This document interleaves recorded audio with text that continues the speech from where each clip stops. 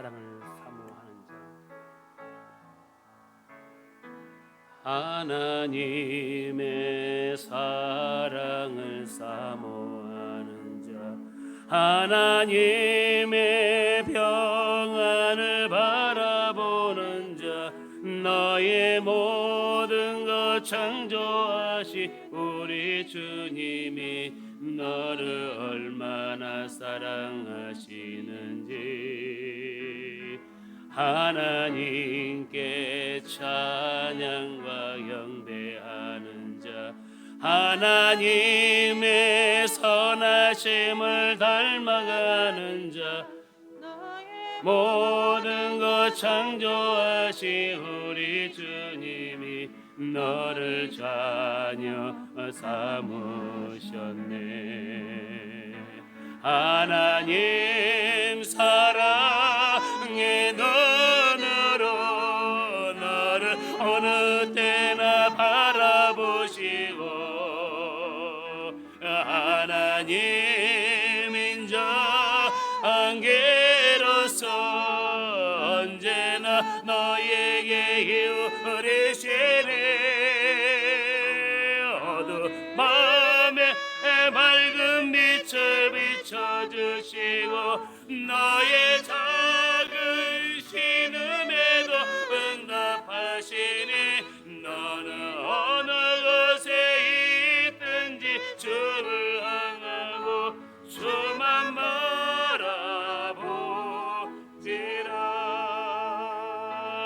하나님 사랑의 눈으로 너를 어느 때나 바라보시고,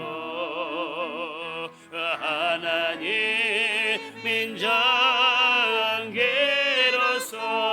언제나 너에게 기울이시. 오른손들과 고백합시다. 어둠에 밝은 빛을 비춰주시고, 너의 작은 신음에도 응답하시니 너는 어느 곳에 있든지 주를 향하고 주만 바라보지라.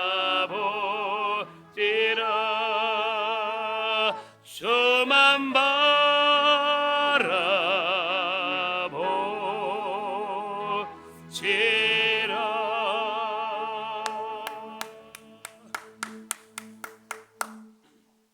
따라합시다. 예수님을 따르는 자의 삶. 예수님을 따르는 자의 삶이라는 제목으로 하나님의 말씀을 증거하고자 합니다. 세계적인 체조 코치로 유명한 벨라 칼로리라는 루마니아 코치가 있었습니다. 그는 미국으로 만명하여 휴스턴 텍사스 주에서 미국의 체조 선수 300명을 길러내었습니다. 그는 선수들을 연습시킬 때마다 세 가지 조건을 요구하였습니다. 첫째는 개인적인 평안을 포기하고 코치의 훈련 방침에 순종할 것.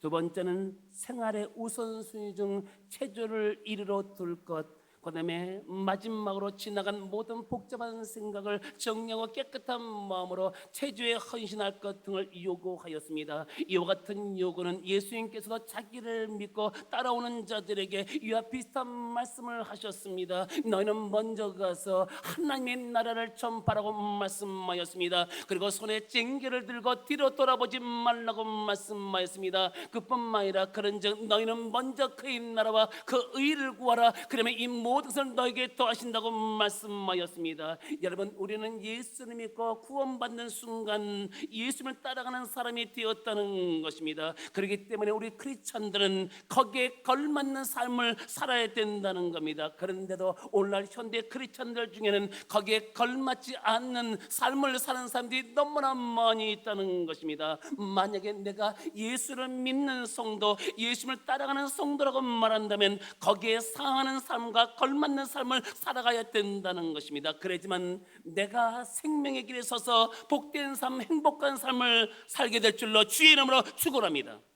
그러면 예수님을 따라가는 자의 삶은 어떻게 되는 것입니까? 거기에 대해서 예수께서 오늘 본문 말씀을 통해서 두 종류의 삶을 통해서 말씀해 놓고 있습니다. 그러므로 오늘 본문 말씀에 나타나 있는 두 부류의 삶을 통해서 예수님을 따라가는 사는 자의 삶에 대해서 은혜의 말씀을 나누고자 합니다. 거기에는 두 가지 삶이 있습니다. 첫째로 우리는 지난 주일에 예수님을 따르는 자의 삶의 우선순위를 예수님께 두어야 된다고 말씀하였습니다. 두 번째로 예수님을 따르는 자의 삶은 예수님을 바라보면서 살아야 합니다. 본문 61절의 말씀을 보시기 바랍니다. 본문 61절의 말씀 다 같이 합독합니다. 또 다른 사람이 이르되 주여 내가 주를 따르겠다마는 나를 먼저 내 가족을 작별하게 허락하소서. 여기 보시면 또 어떤 사람이 자원하여 주여 내가 주를 따르겠다고 말하였습니다. 그러나 이 사람은 내가 주를 따르기 전에 먼저 내 가족과 함께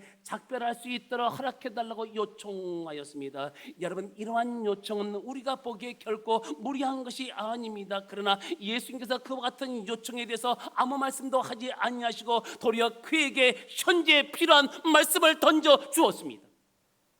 62절의 말씀 뭐라고 말씀하신가 보실까요?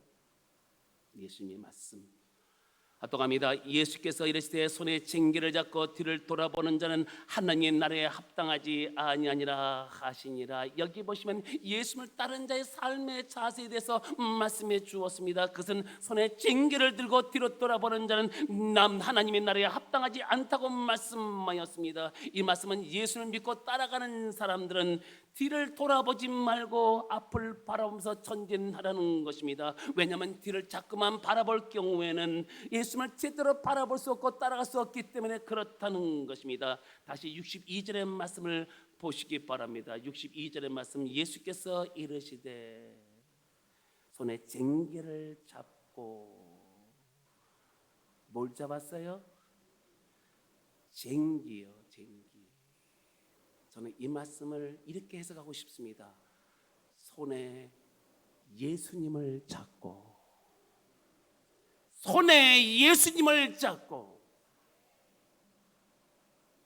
뒤를 돌아보는 자는 하나님의 나라에 합당하지 않다, 이렇게 말하고 싶습니다.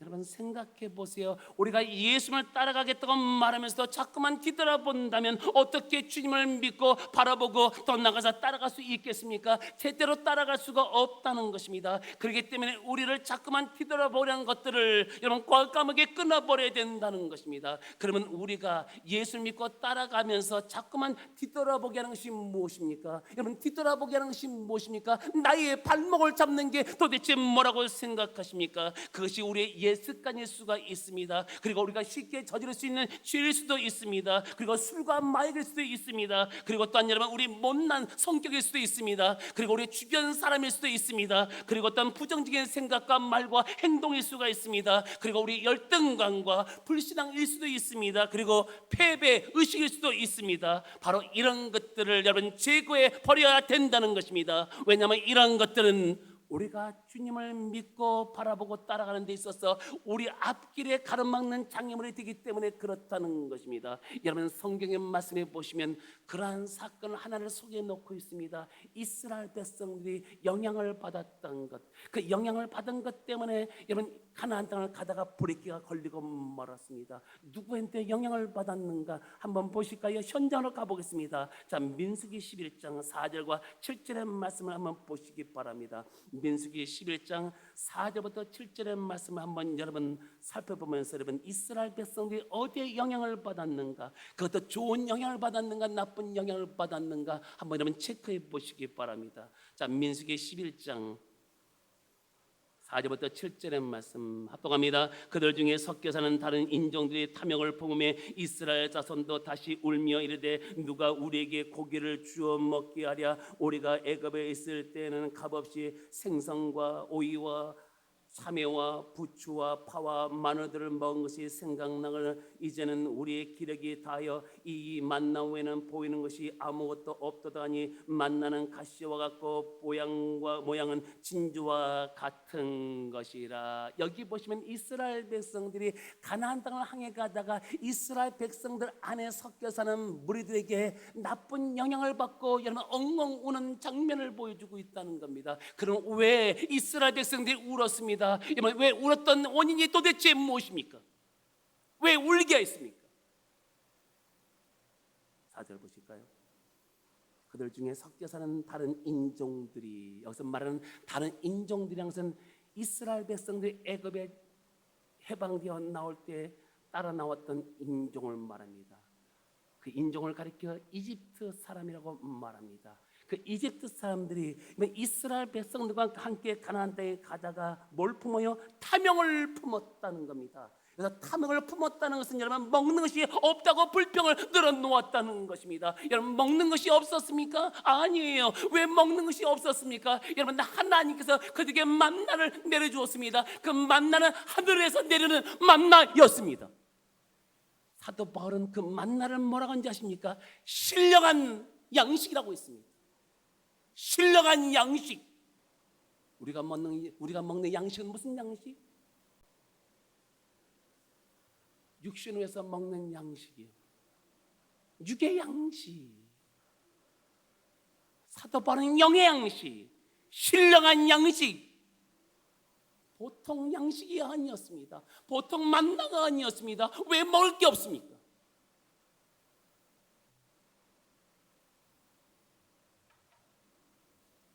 그들이 탐욕을 품에 이스라엘 백성들 보실까요? 반응이요. 이스라엘 자손도 다시 울며 이르되. 누가 이스라엘 백성들을 울게 하였습니까? 누구지요? 어떤 썸바디가 여러분 이스라엘 백성들을 울게 했습니까? 누구죠? 이스라엘 백성과 함께 살던 섞어 사는 무리들이 여러분 이스라엘 백성들을 여러분 탐욕을 품게 나쁜 영향을 주었다는 겁니다. 문제는 뭐예요? 나쁜 영향을 줘서 그 영향을 받지 않는 게 여러분 신앙인의 자세가 아니겠습니까? 근데 영향을 받았습니다.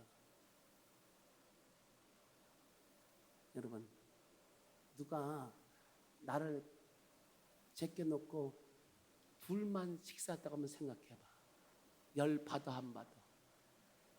1번 열 받는다, 2번 안 받는다, 3번 잘 먹고 잘 살아라. 1번, 2번, 3번. 여러분 먹는 게 얼마나 예민한지 아십니까? 누가 여러분 목사님만 제껴놓고 우리만 먹자 그러면 내가 열 받아야 안 받아요?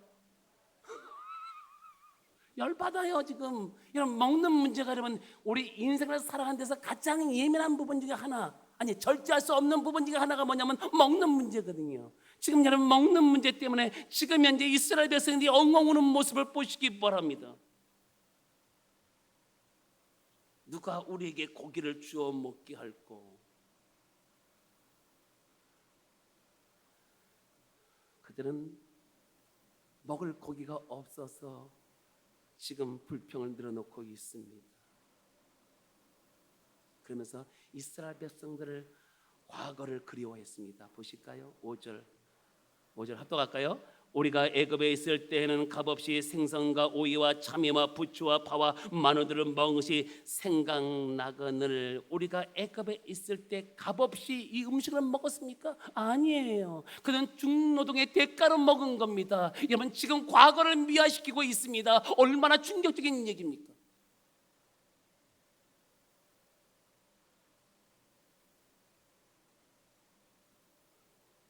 이제 우리가 기력이 다하여 뭐요? 일어날 수 있는 힘이 없다. 에너지가 없다. 뭘 못 먹으세요? 에? 생선과 오이와 참외와 부추와 파와 마늘을 못 먹어서 지금 기운이 없대요. 에너지가 없대요. 뭐만 남았어요? 이 만나 외에는 보는 것이 아무것도 없다. 여러분, 이 만나가 뭔데요? 여러분, 히브리어 말하면 이것이 무엇이냐, 이것이 무엇이냐. 그들은 깜짝 놀랐습니다. 여러분, 하늘에서 만나가 내릴 때 여러분, 그들은 깜짝 놀랐습니다. 그리고 먹어봤습니다. 여러분, 얼마나 훌륭한 음식인지 지금까지 지상에서 먹어보지 못한 음식이었습니다.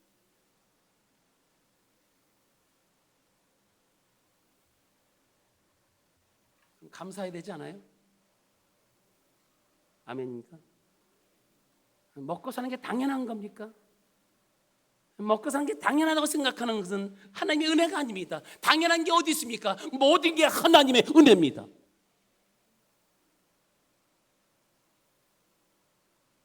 자, 그러면 만나가 어떻게 생겼는가 보실까요? 7절, 만나는 가시와도 같고, 첫째 가시와도 같고, 두 번째 모양은 진주와도 같은다. 보통 음식이 아니에요. 생김새 자체가 보통 음식이 아니에요. 하늘에서 내려오는 음식이에요.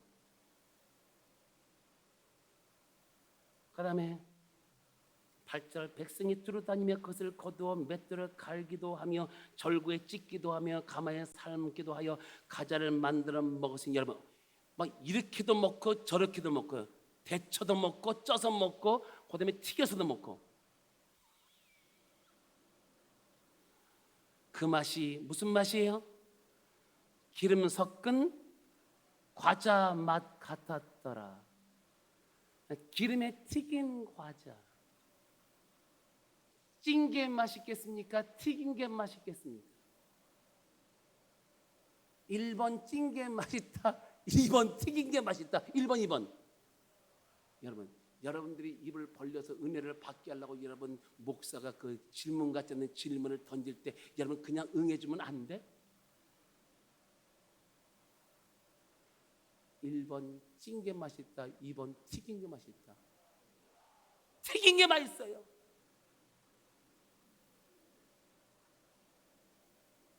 우리 딸이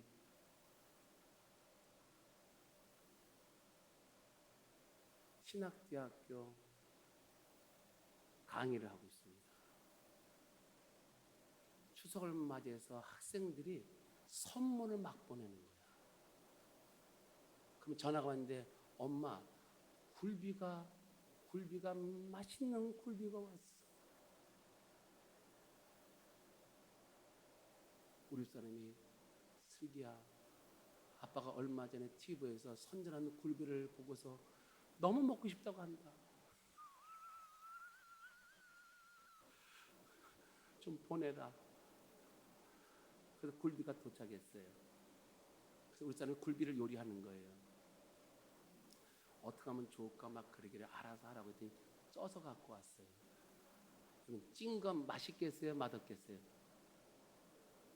나는 찐 거를 좋아하는 스타일이 아니에요. 그냥 튀기든지 구워야 되는데, 여러분, 튀기지도 않고 그냥 찐 거 자기 혼자 죄다 먹어.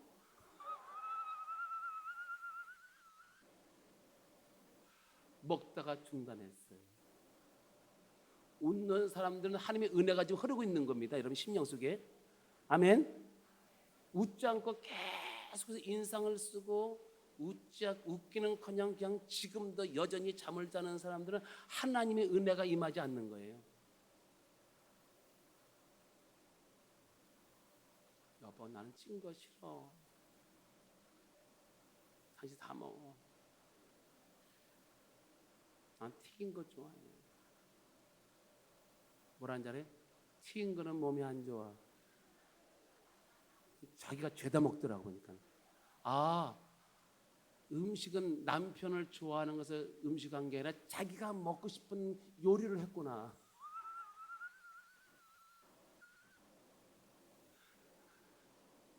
여러분 보세요. 하늘에서 내려온 만나가 얼마나 훌륭한 음식이었습니까?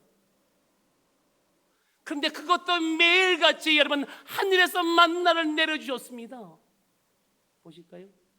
9절, 밤에 이슬이 진영에 내릴 때 만나도 함께 내렸더라. 여러분 이슬이 내릴 때 여러분 만나도 함께 내렸습니다. 그냥 내린 게 아니에요. 이슬이 내릴 때 만나도 함께 내렸습니다. 하늘의 음식이거든요.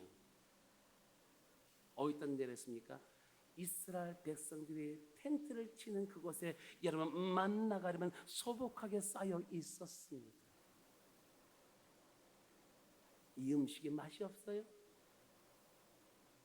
고기가 먹고 싶어요?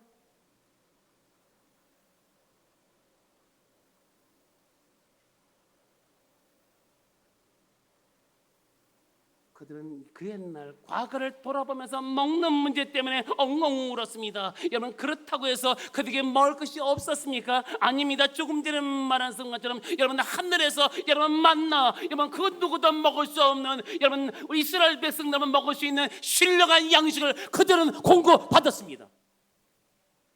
그럼 묻습니다. 이스라엘 백성들이 가나안 땅을 항해하는데 장애물이 모였습니까? 모였습니까?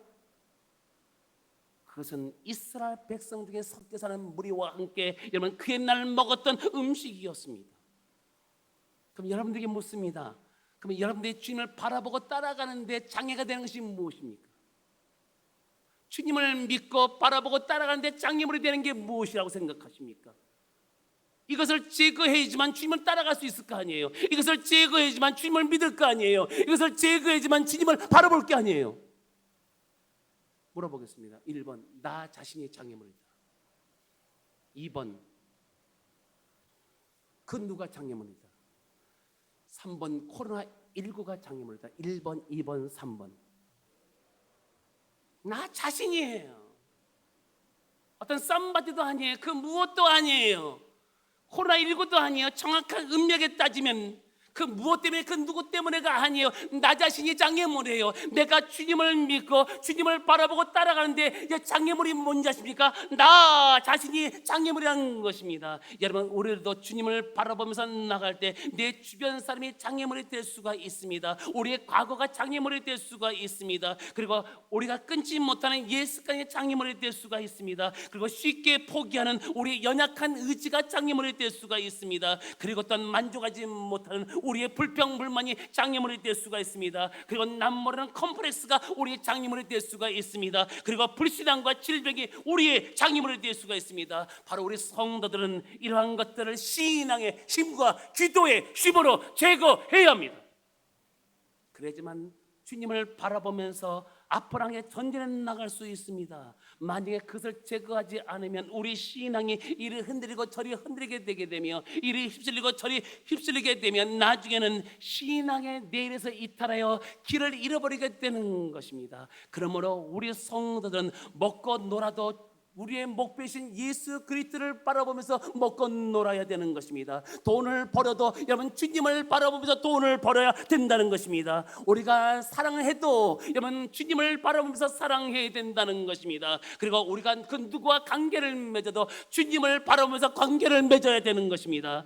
그리고 우리가 인조일을 해도 주님을 바라보면서 즐거워해야 된다는 것입니다. 그렇지만 우리가 인생의 방향 감각을 잃어버리지 않고 여러분 성공적인 삶을 살게 될 줄로 주의 이름으로 축원합니다. 성경은 거기에 대해서 말씀하였습니다. 성경 11에서 12장 2절에 말씀하기를 믿음의 주여 또 온전케 하신 이인 예수를 바라보자고 말씀했습니다. 누구를 바라보라고요? 예수님을 바라보아라. 한 장으로 다시 한번 가보겠습니다. 자, 11에서 12장 2절과 3절의 말씀, 아주 중요한 진리의 말씀이 여기 숨겨져 있습니다. 조금 더 디테일하게 제가 이 본문의 말씀 11에서 12장 2절과 3절의 말씀을 제가 해석하겠습니다. 11에서 12장 2절과 3절 다 같이 합독합니다. 믿음의 주여 또 온전하게 하신 인 예수를 바라보자. 그는 그 앞에 있는 기쁨을 위하여 십자가를 참으사 부끄러움을 개치 아니하시더니 하나님 보좌 우편에 앉으셨느니라. 너희가 피곤하여 낙심하지 않기 위하여 죄인들이 이같이 자기에게 거역한 일을 참으신 일을 생각하라. 믿음의 주여, 믿음의 근원이시여, 또 온전케 하시는 믿음을 완전케 하신 이인 예수를 바라보자. 그러면 왜 예수를 바라봐야 되는 것입니까? 그리고 예수를 바라보면 무엇이 떠오릅니까? 그러면 제가 다른 각도에서 한번 여러분 물어보고 예수님에 대해서 좀 설명하겠습니다. 자, 여러분의 아내를 생각하면 무슨 생각이 떠오릅니까? 남편들이요? 여러분의 아내를 생각하면 무슨 생각이 착 떠오릅니까? 대답할 수 없어요? 제가 물어보겠습니다. 1번 바가지만 긋고 돈만 달라는 아내, 2번 힘과 용기를 주는 아내, 3번 가정을 위해서 봉사하고 희생하는 아내. 1번, 2번, 3번. 대답하세요, 남자분들.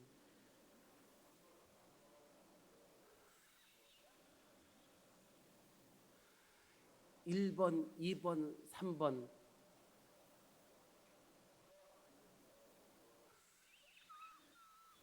아직 정리가 안 된 거죠.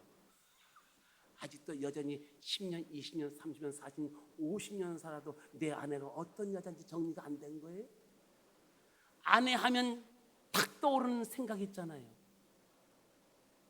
1번 바가지만 긋고 돈만 달라는 아내, 2번 힘과 용기를 주는 아내, 3번 가정을 위해서 봉사하고 희생하는 아내. 1번, 2번, 3번. 어머, 그러면 남편을 생각해 볼까요? 아내들이요? 남편을 생각해 보자고요. 남편 하면 떠오르는 생각이 뭡니까? 1번 다시 태어나도 결혼 안 한다. 2번 말도 안 듣고 생활비도 안 갖다 준다.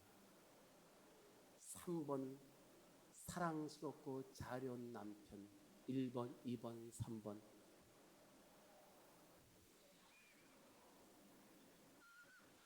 여러분, 오늘 집에 들어가서 아내에 대한 생각을 정리하시기 바랍니다.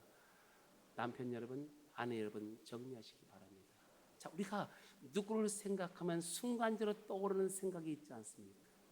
그러면 예수님을 생각하면 떠오르는 게 뭐예요? 자, 왜 예수님을 바라보라고 말씀했습니까? 우리가 예수님을 생각하면 떠오르는 게 있어야 될 거 아니에요? 그럼 조금 더 그 뒤를 한번 볼까요? 자, 그 뒤를 봅시다. 그런 앞에 있는 기쁨을 위하여. 여러분, 예수님을 바라보는 그 첫 번째가 뭐냐면 앞에 있는 기쁨을 위하여. 이 말씀이 뭐냐면 사랑하는 자에게 주실 구원을 말하는 겁니다. 여러분, 사랑하는 자에게 구원을 주시기 위해서 예수님께서 이 땅에 오셨습니다. 그리고 우리에게 생명의 복음을 전해주셨습니다. 각색 병든 자를 치료해 주었습니다. 이런 바다와 풍랑을 잔잔케 해주는 기적을 베풀어 주었습니다. 그 다음에 죽은 자도 살려주셨습니다. 그리고 마지막에 십자가의 형벌과 죽음의 고통을 참으셨습니다. 그러니까 그 다음 두 번째 나오는 게 뭡니까? 십자가를 참으사 부끄러움을 상관하지 아니했다. 여러분, 십자가를 참으사 부끄러움을 상관하지 아니했다고 말씀하였습니다. 거기에 대해서 이사야서 53장 3절에 말씀했습니다. 그가 찔림은 우리의 허물을 인함이요 그가 상함은 우리 지약을 인함이나 그가 징계를 받음으로 평안을 누리고 그가 채찍에 맞음으로 나음을 입었도다. 우리는 다 양 같아서 각기 제 길로 갔거늘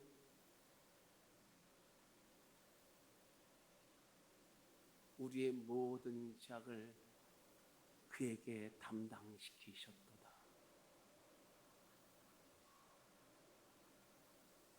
이런 과정을 통해서 주님은 우리에게 구원을 주셨습니다. 생명을 주었습니다.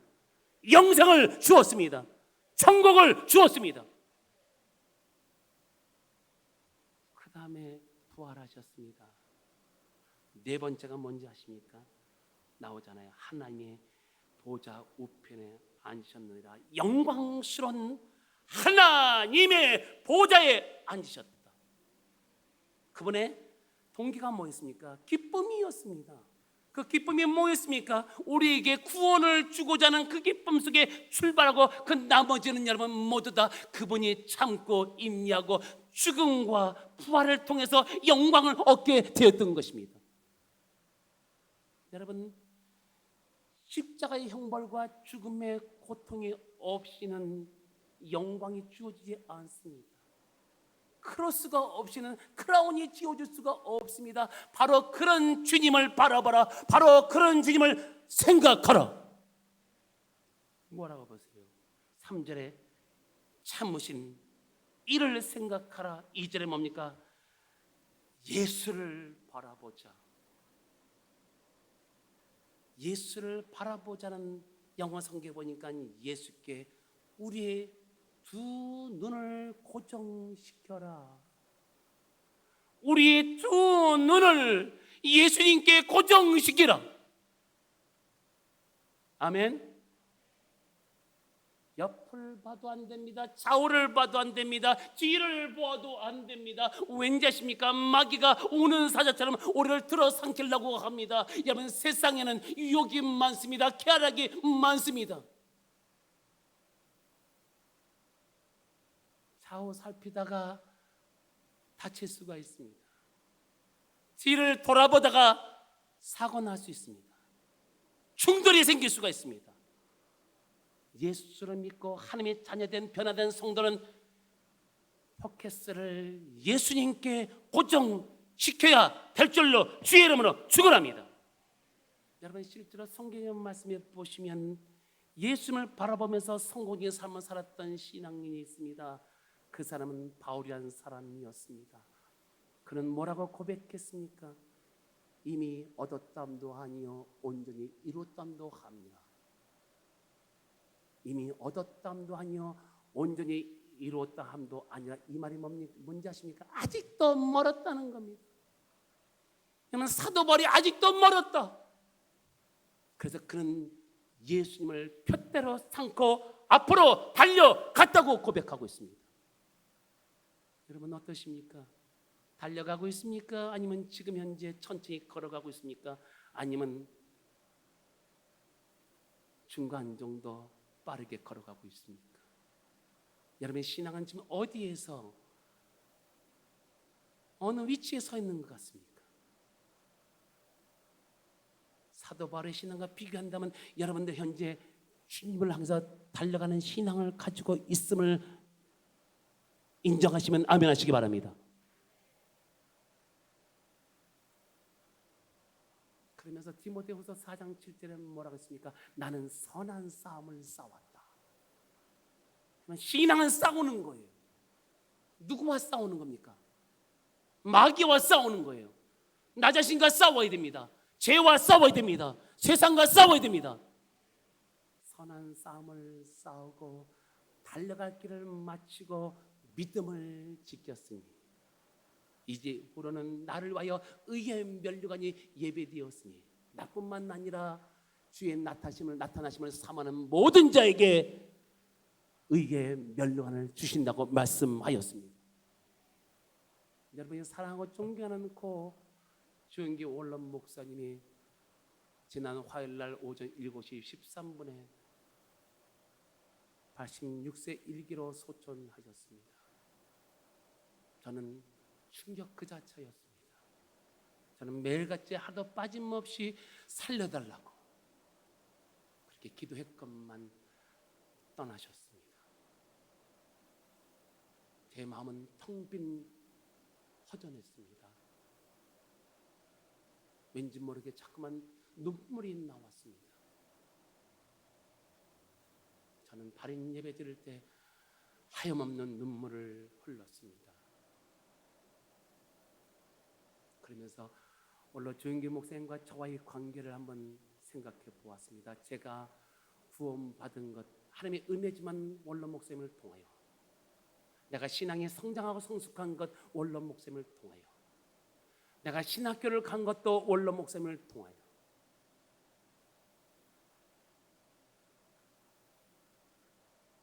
그리고 제가 미국에 선교사를 갔을 때 플로리다, 포울턴 비치, 펜사콜라의 브라운스빌에 부흥성을 인도하러 오셨을 때 공항에 나가서 제가 영접하고 그리고 제 차로 모시고 또 제 차로 집회를 가고 또 제 차로 식사를 모시고 그리고 또한 같이 운동도 했습니다. 그리고 저를 불렀습니다. 그리고 안수기도 해줬습니다. 너 여기 왜 있노? 들어와라. 안 들어갔습니다. 그러나 제가 선교대에 나갈 때마다 저에게 따뜻하게 대우해 주셨습니다. 그리고 선교사님들을 만날 때마다 100만 원, 200만 원, 300만 원 만나는 선교사들마다 그렇게 주셨습니다. 저는 오늘 조영기 목사님이 소천했을 때 생각나는 말씀이 있었습니다. 빌립보서 3장 12절 13절 말씀, 디모데후서 4장 7절의 말씀이었습니다. 나는 선한 싸움을 싸웠다. 달려갈 길을 마쳤다. 믿음을 지켰다. 제가 루지아나 벌번 수치를 갔습니다. 미국 레스토랑 들어갔는데 식사를 하는데 그 웨이트러스가 저한테 그런 말을 하는 것이었습니다. 너 닥터 좋아하니? 알지. 내가 거기에 속해 있는 목사야. 이분이 기뻐하는 거예요. 그러더니 나는 식사를 팬케이크를 시켰거든요.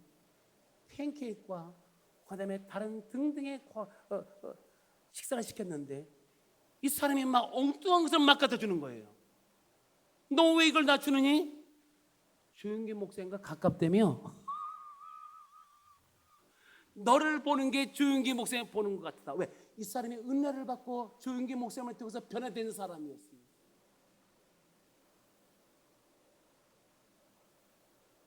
이런 것 저런 것 생각하니까 제가 한없이 눈물을 흘렸습니다.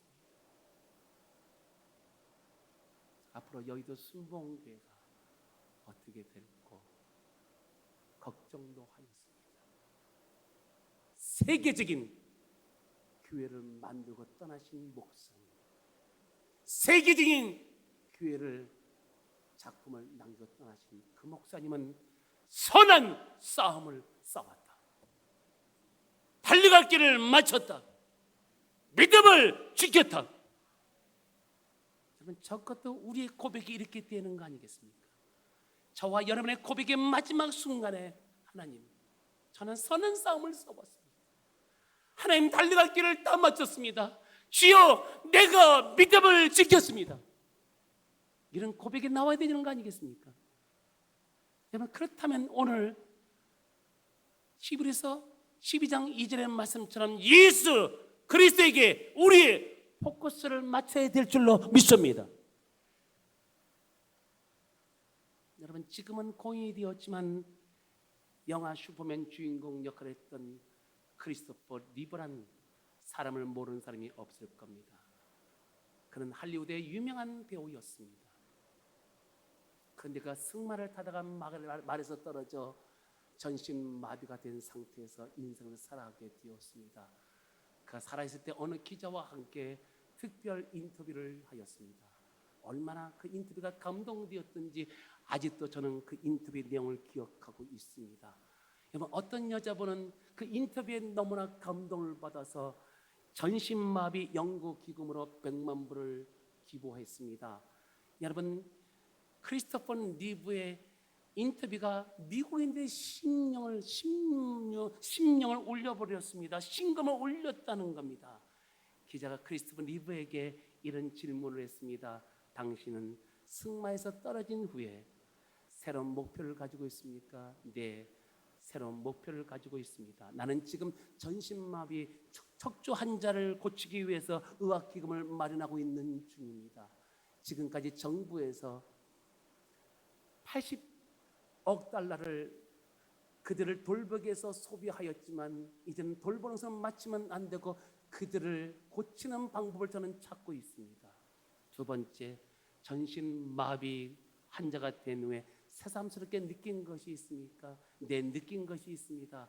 세상에 정말 아름다운 것을 느끼게 되었습니다. 날아다니는 새와 뛰어다니는 말과 그다음에 아름다운 꽃과 그리고 어떤 농부의 모습과 그리고 어떤 출렁거리는 바다와 그리고 어떤 해가 짓는 석양 등 전에 느껴보지 못한 세상이 너무나 아름답다는 것을 예전에 느껴보지 못한 것을 느끼게 되었습니다. 나는 전신마비 환자가 된 후에 평범한 곳에서 미를 찾아내는 눈을 갖게 되었습니다. 세 번째, 지금 당신의 평생 소원은 무엇입니까? 나는 지금 44살입니다. 그러나 내 나이 54가 되었을 때 휠체어에서 일어나 걸을 겁니다. 그리고 나를 위해서 기도해 줬던 모든 사람들에게 땡큐하면서 나는 기쁨을 나눌 것입니다. 그러면서 계속해서 이렇게 말했습니다. 케네디가 인간을 달나라에 보낸다고 말했을 때 많은 사람들이 설마 그럴 수가 있는가 믿지 않았습니다. 그러나 달 착륙 꿈은 이루어졌습니다. 왜 그런지 아십니까? 그것은 달 착륙을 목표로 뛴 사람들이 있었기 때문이었습니다. 적주신경 치료도 마찬가지입니다. 목표로 삼는 사람들이 있는 한 언젠가는 성공에 따르기 마련일 것입니다. 여러분, 슈퍼맨은 우리에게 분명한 메시지를 전하고 있습니다. 첫째, 사람은 자신이 행복하다는 것을 모르기 때문에 불행하다는 것을 느끼게 된다는 것입니다. 두 번째, 목표가 있는 사람이 있는 한 언젠가는 성공에 이르게 된다는 것입니다. 사랑하는 성도 여러분, 지금 여러분들은 인생의 목표를 어디에 두고 살아가고 있습니까? 지금 여러분들은 무엇을 바라보면서 앞으로 전진하고 있습니까? 한번 생각해 보시기 바랍니다. 내가 지금 인생의 목표를 어디다 두고 있는가? 그럼 내가 지금 무엇을 바라며 지금 앞으로 전진하고 있는가? 우리는 세상에 쓸데없는 것, 그 다음에 세상에 가치 없는 것에 소망을 두기보다는 여러분, 우리의 생명 되시는 예수님께 목표를 두고 그분을 바라보면서 살아야 될 줄로 믿습니다. 예수님은 거기에 대해서 말씀하였습니다. 성경 요한복음 14장 6절에 말씀하기를 예수께서 이르시되 내가 곧 길이요 진리요 생명이니 나로 말미암은 자는 아버지께로 올 자가 없다고 말씀하였습니다. 거기에 우리 인생이 사는 길이 있습니다. 거기에 우리 인생의 참된 행복과 소망과 기쁨과 축복이 있습니다. 바로 예수님은 이것을 우리에게 주시기 위해서 십자가에 못 박히셨습니다. 그리고 또한 채찍에 맞으셨습니다. 그리고 또한 옆구리에 창에 찔려 물과 피를 다 쏟으셨습니다. 그리고 마지막으로 십자가상에서 운명하실 때 다 이루었다고 말씀하였습니다. 그렇습니다. 그분의 죽으심으로 말미암아 우리 인생들에게 사는 길을 열어놓으셨습니다. 그리고 참된 행복과 기쁨과 소망과 이런 축복을 얻을 수 있는 길도 열어놓으셨습니다. 그러므로 누구든지 예수님을 나의 인생의 목표로 삼고 그분을 바라보고 산다면 주님으로 말미암아 참된 행복과 소망과 기쁨과 축복을 누리며 살게 될 줄로 주의 이름으로 축원합니다. 사랑하는 성도 여러분, 우리 성도들은 예수님을 따라가는 사람들입니다. 그렇다면 우리의 삶의 우선순위를 예수님께 두어야 합니다. 그리고 우리들에게 그 어떠한 장애물이 계속 다가온다 할지라도 우리의 삶의 목표를 예수님께 두고 그분을 바라보면서 앞으로 전진하시기를 주의 이름으로 축원합니다. 축원합니다. 기도하겠습니다. 여러분, 결단의 시간입니다. 중요한 시간입니다. 여러분이 말씀에 은혜를 받고 도전을 받고 감동을 받았다면 이 결단의 시간을 통해서 내가 예수님을 따라가는 사람이 되었구나. 예수님을 따라가는 사람이 되었다면 삶의 우선순위를 세상에 두지 않고 예수님께 둬야 되겠구나. 그리고 예수님을 통해서 구원받고 생명을 얻고 영생을 얻은 자로서 예수님을 바라보며 살아야 되겠구나. 그분에게 내 인생의 목표를 두고 살아야 되겠구나. 그런 역사가 여러분들에게 오늘 시간에 일어나기를 소망합니다. 그런 역사가 여러분들에게 일어날 줄로 믿습니다. 우리 주여 삼장에 기도합니다. 주여, 주여, 주여. 하나님 아버지 감사합니다. 오늘도 우리에게 말씀을 주신 거 너무너무